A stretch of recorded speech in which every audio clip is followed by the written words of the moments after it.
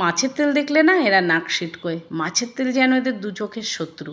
তো টাকা দিয়ে জিনিস কিনে আমার শত্রুতা করে কী লাভ বলুন?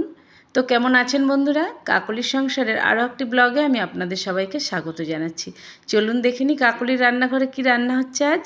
তো আজকে না অন্য একটা বড় সাইজের কাতলা মাছ কেটে এনেছিল, আর তার সঙ্গে একটু তেল ছিল। এবার ওই তেলটা আমি যে কী করি, মহা বিপদ, মানে ফেলে দেবো।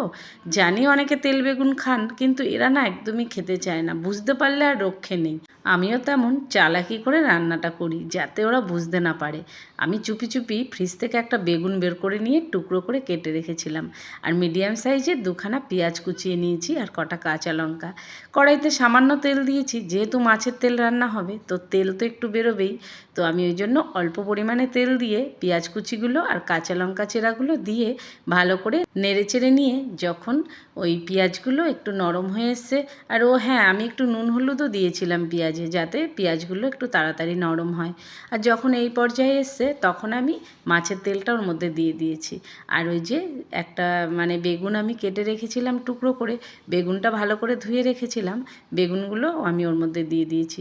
দিয়ে আরও একটুখানি নুন হলুদ দিলাম বেগুনের উপরে, আর একটু জিরের গুঁড়ো দিয়েছি, আর ঝালের জন্য আর রঙের জন্য শুকনো লঙ্কার গুঁড়ো একটু দিয়েছি।